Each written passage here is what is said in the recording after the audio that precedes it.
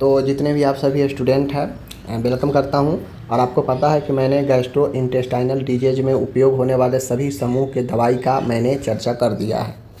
आज हम लोग यहाँ पे तीसरा वीडियो लेकर आए हैं। मेडिसिन सीरीज का तीसरा वीडियो है। ये वीडियो आप सभी एएनएम, जीएनएम, बीएससी नर्सिंग जो भी कैंडिडेट है सबको लिए काफ़ी महत्वपूर्ण है। नॉलेज के लिए, ज्ञान के लिए और स्मार्टनेस दिखाने के लिए, ठीक है।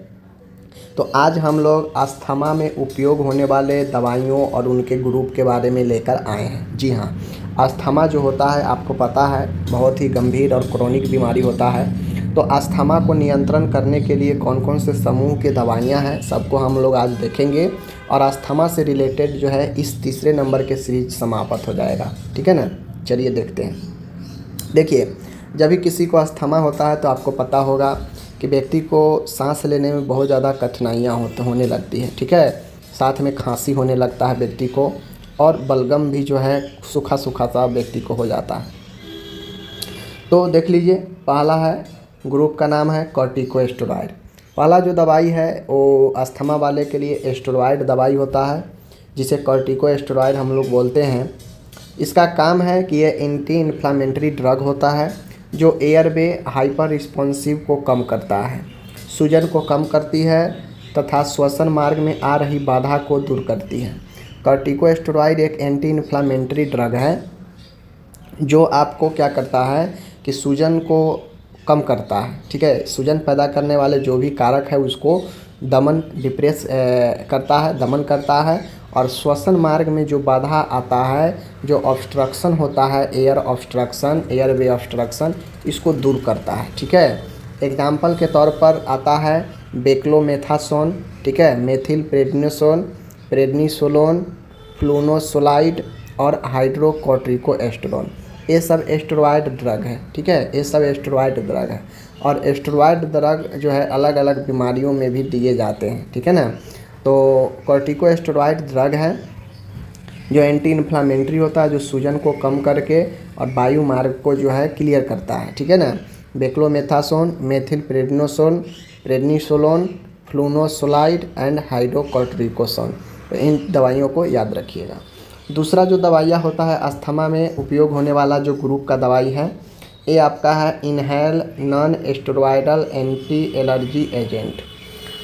दूसरा जो ग्रुप का दवा है ये है inhaled non steroidal anti allergic agent, ठीक है।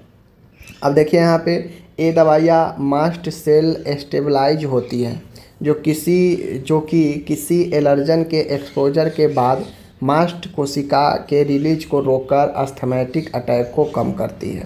बेसिकली ये जो इनहेल नॉन स्टेरॉइडल, यह नॉन स्टेरॉइडल है, समझ लीजिए, यह स्टेरॉइडल नहीं है, यह एंटी एलर्जी एजेंट है, मतलब एलर्जी के विरुद्ध काम करता है। अब मैं बता दूं कि अस्थमा जो होता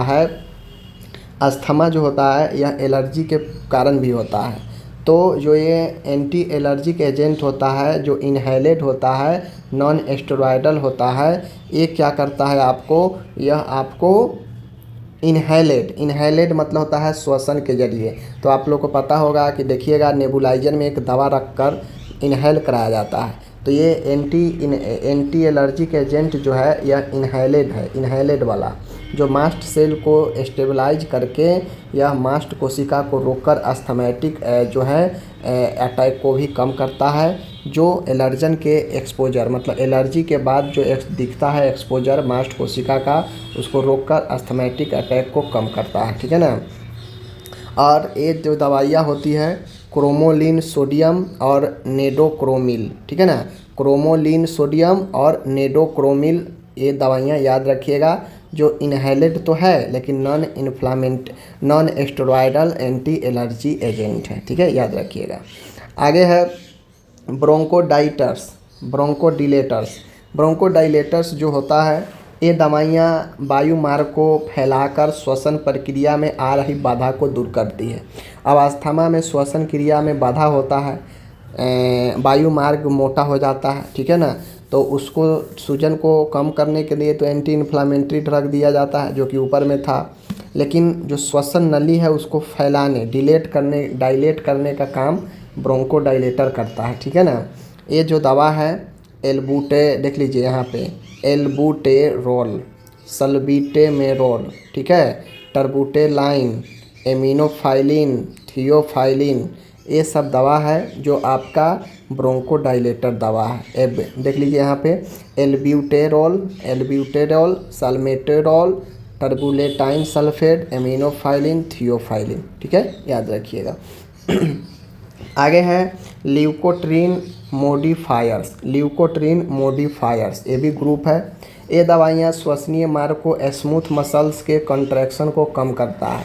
मतलब जो हम लोग श्वसन लेते हैं, जो वायु मार्ग है वो स्मूथ है, चिकना है, तो उसमें जो संकुचन होता है, कंट्रैक्शन, उसको कम करता है ये दवाइयाँ, ठीक है। ये म्यूकोजल एडिमा को कम करता है।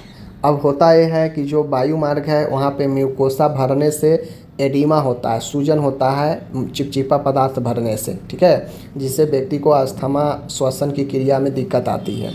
इस प्रकार यह गैस एक्सचेंज में आ रही बाधाओं को दूर करता है।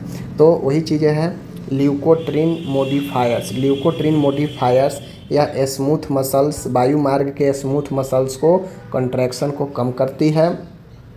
यह म्यूकोसल एडिमा को भी जो है कम करता है। एडिमा मतलब सूजन होता है, और म्यूकोसल मतलब जो म्यूकोसा होता है, जो चिपचिपा द्रव होता है, उसके कारण एडिमा होता है, उसको यह कम करता है, जिससे गैस एक्सचेंज में आ रही जो बाधा है उसको दूर करता है, ठीक है।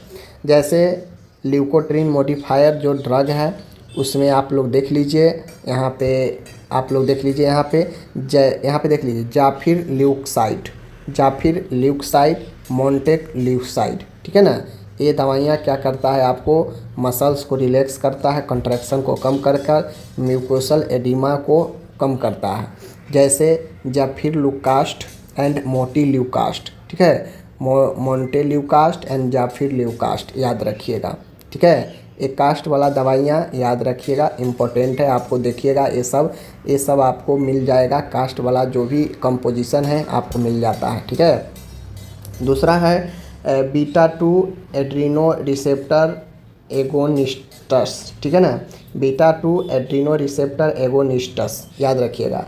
ये ब्रोंकियल मांसपेशी को रिलैक्स करती है। देखिए होता क्या है कि बीटा-2 एड्रीनो रिसेप्टर एगोनिस्टस यह ग्रुप की दवा है जो आपके ब्रोंकिया में जो मांसपेशी है उसको रिलैक्स करता है, ठीक है। जैसे सल्बूटामोल और टर्बुटेलाइन, ये जो सल्बूटामोल आप लोग देखे हैं ना, ये सल्बूटामोल दवा जो है ये आपको याद रखिएगा। उसके बाद है एंटीकोलिनर्जिक, ये ड्रग भी बीटा-2 एड्रीनो रिसेप्टर एजेंट की तरह एयरवे को ओपन करता है, खोलता है। जैसे इप्राट्रोपियम ब्रोमाइड, यह भी जो है आपको अस्थमा में उपयोग होता है, लेकिन इसका काम है एंटीकोलिनर्जिक का, जो बीटा-2 एड्रीनो रिसेप्टर एजेंट की तरह ही वायु मार्ग को खोलने का काम करता है। तो बेसिकली इसमें 4 तरह के दवाई होता है। एक होता है जो आपके वायु मार्ग को साफ करता है, स्मूथ को रिलैक्स करता है, और एक होता है जो स्टेरॉइड दवा होता है, ठीक है, और एक होता है जो सूजन को कम करता है। तो ये सब दवाइयाँ जो है आपको यही ग्रुप जो है आपको दिए गए थे, ठीक है। तो इन चीज़ों को आपको याद करना है, ओके। तो यहाँ पे हमने श्वसन वाला वीडियो समाप्त कर दिया। जो भी ग्रुप का 6 ग्रुप का दवाई हैं आप ग्रुप ज़रूर याद रखिएगा। Corticosteroid, inhaled non steroidal anti allergy agent, bronchodilator, leukotriene modifiers, beta two adreno receptor agonists, ठीक है, और एंटीकोलिनर्जिक, ये याद रखिएगा, ओके। मिलते हैं अगले वीडियो में, धन्यवाद।